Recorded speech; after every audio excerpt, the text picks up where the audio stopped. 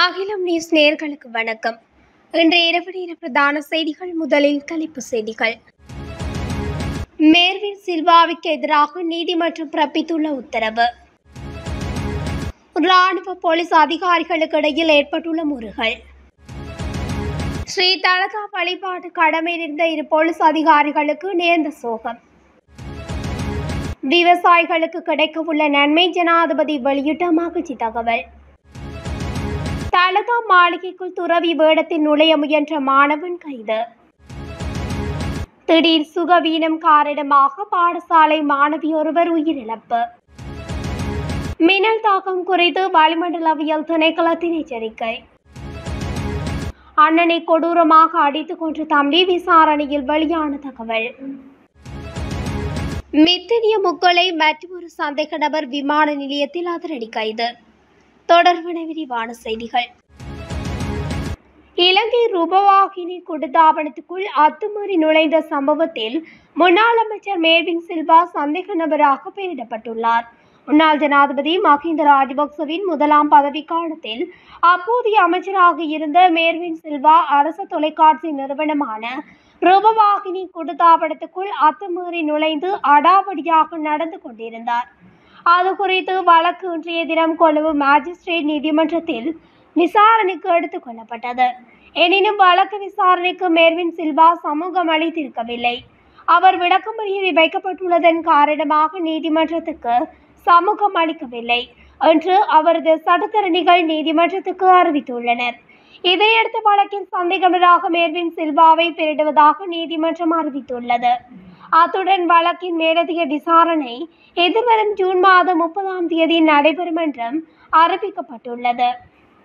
கண்டியில் போலீஸ் அதிகாரி ஒருவர் இராணுவ அதிகாரியை கடும் சொற்களால் திட்டுவது போன்ற காணொளி சமூக வலைதளங்களில் வெளியாகியுள்ள நிலையில் அது பெரும் சர்ச்சையை ஏற்படுத்தியுள்ளது. இந்த சம்பவம் தொடர்பில் சிறப்பு விசாரணை நடத்துமாறு பதில் போலீஸ் மா அதிபர் பிரியந்த வீரசூரிய உத்தரவிட்டுள்ளதாக போலீசார் தெரிவித்துள்ளனர். அதற்கமைய கண்டி மாவட்டத்திற்கு பொறுப்பான போலீசார் கண்காணிப்பாளர் சம்பவம் குறித்து விசாரணையை ஆரம்பித்துள்ளார். விசாரணைகளின் போது வெளிப்படுத்தப்படும் தகவலின் அடிப்படையில் சம்பந்தப்பட்ட போலீஸ் அதிகாரிக்கு எதிராக கடுமையான ஒழுக்காற்று நடவடிக்கை எடுக்கப்படும் என போலீசார் மேலும் தெரிவித்துள்ளனர். ஸ்ரீ தலதா வழிபாட்டு பாதுகாப்பு கடமையில் ஈடுபட்டிருந்த 2 போலீஸ் அதிகாரிகள் உயிரிழந்துள்ளனர். இது தொடர்பில் போலீசார் திணைக்களம் ஊடக அறிக்கை ஒன்றை வெளியிட்டு உறுதிப்படுத்தியுள்ளது. புனித தந்த தாது கண்காட்சியை பார்வையிட வரும் பொதுமக்களை பாதுகாக்கும் கடமையில் இருந்த பொழுது திடீரென ஏற்பட்ட சுகவீனம் காரணமாக இவர்கள் உயிரிழந்ததாக போலீசார் தெரிவித்துள்ளனர்.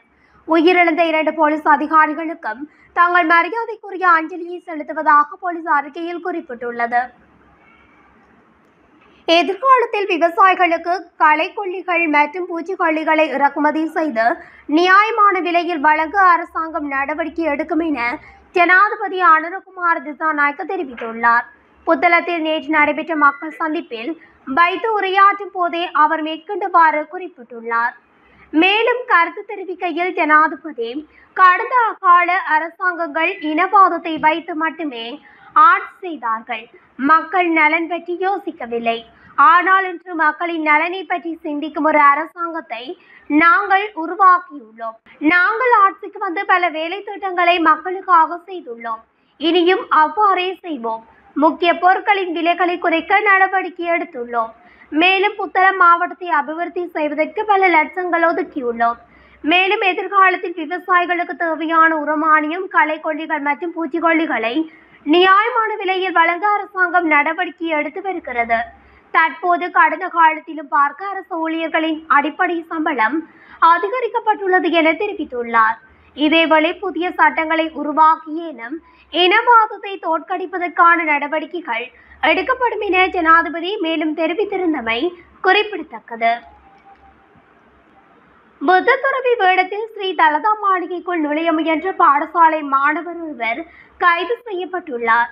சந்தேக நபர் கம்பகா கிரல்லவெல்ல பகுதியைச் சேர்ந்த 18 வயதுடைய பாடசாலை மாணவன் என அடையாளம் காணப்பட்டுள்ளது. புத்த துறவிகளுக்காக ஒதுக்கப்பட்ட வரிசை வழியாக தலதா மாளிகைக்குள் நுழைய முயன்ற போது அவர் கைது செய்யப்பட்டார். இந்த சம்பவம் குறித்து கண்டி காவல்துறையினர் மேலதிக விசாரணைகளை நடத்தி வருகின்றனர். அத்துடன் கண்டி தலதா மாளிகையில் புத்தரின் புனித தந்ததாது தொடர்ந்து 8வது நாளாகவும் காட்சிப்படுத்தப்பட்டு வருகின்றமை குறிப்பிடத்தக்கது.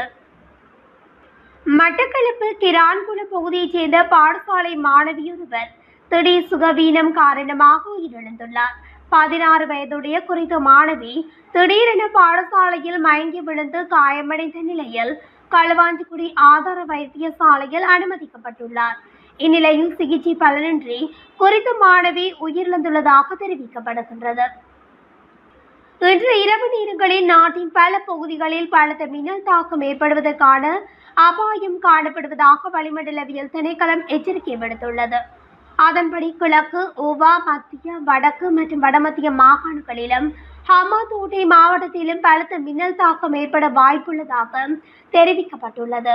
இதேவேளை மேற்கு சபரகமுவ மற்றும் வடமேல் மாகாணங்களிலும் மன்னா, காலி மற்றும் மாத்தறை மாவட்டங்களிலும் நாளை மழை அல்லது இடியுடன் கூடிய மழை பெய்யக்கூடும் என வளிமண்டலவியல் திணைக்களம் தெரிவித்துள்ளது. பாணந்துறை பின்பத்தை மேகக பிரதேசத்தில் தனது அண்ணனை அடித்து கொலை செய்ததாக கூறப்படும் தம்பி பின்பத்தை போலீசாரால் கைது செய்யப்பட்டுள்ளார். இந்த கொலை சம்பவம் நேற்று வியாழக்கிழமை இரவு இடம்பெற்றுள்ளது. பின்பத்தை மேகக பிரதேசத்தைச் சேர்ந்த 39 வயதுடைய அண்ணனை கொலை செய்யப்பட்டுள்ளதாக போலீசார் தெரிவித்துள்ளனர். அண்ணனுக்கும் தம்பிக்கும் இடையில் ஏற்பட்ட தகராறு காரணமாக இந்த கொலை இடம்பெற்றுள்ளதாக போலீஸ் விசாரணையில் தெரிய வந்துள்ளது. சம்பவத்தினை அடுத்து சந்தேக நபரான தம்பி பின்பத்தி போலீஸ் நிலையத்தில் சரணடைந்துள்ள நிலையில் உடனடியாக போலீசாரால் கைது செய்யப்பட்டுள்ளார். சந்தேக நபரை பாணந்துறை நீதவான் நீதிமன்றத்தில் ஆஜர்படுத்த போலீசார் நடவடிக்கை எடுத்து வருகின்றனர். இந்த சம்பவம் தொடர்பான மேலதிக விசாரணைகளை பின்பத்தி போலீசார் மேற்கொண்டு வருகின்றனர். மித்தனிய முக்கொலை சம்பவத்துடன் தொடர்புடைய மற்றொரு சந்தேக நபரை குற்றப்புலனாய்வு பிரிவினர் கைது செய்துள்ளதாக தகவல் வெளியாகியுள்ளது. குறித்த சந்தேக நபர் இந்தியாவில் கைது செய்யப்பட்டு நாடு கடத்தப்பட்டிருந்த நிலையில் இன்றைய தினம் குற்றப்புலனாய்வு பிரிவினரால் கட்டுநாயக்க விமான நிலையத்தில் வைத்து கைது செய்யப்பட்டுள்ளார். கடந்த பிப்ரவரி மாதம் 18ஆம் தேதி மித்தனிய பகுதியில் நடத்தப்பட்ட துப்பாக்கிச் சூட்டில் கஜா எனப்படும் அருண விதான கமகி மற்றும் அவரது 2 பிள்ளைகள் உயிரிழந்திருந்தனர். உந்துருளியில் வந்தவர்கள் குறித்த துப்பாக்கிச் சூட்டை மேற்கொண்டிருந்ததாக தெரிவிக்கப்படுகிறது. சம்பவத்தின் பொழுது உந்துருளியை செலுத்தியதாக தெரிவிக்கப்படும் சந்தேக நபரே இவ்வாறு கைது செய்யப்பட்டுள்ளமை குறிப்பிடத்தக்கது. இத்துடன் அகிலம் நியூஸின் இன்றைய பிரதான செய்திகள் நிறைவடைகின்றன. தொடர்ச்சியாக செய்திகளை அறிந்து கொள்ள அகிலம் நியூஸ் ஊடகத்துடன் இணைந்திருங்கள். நன்றி, வணக்கம். அகிலம், மாற்றத்திற்கான மக்கள் குரல். இந்த வீடியோ பிடிச்சிருந்தா லைக் பண்ணுங்க, கமெண்ட் பண்ணுங்க, ஷேர் பண்ணுங்க. மறக்காம கீழே இருக்க பெல் ஐகானை கிளிக் பண்ணுங்க.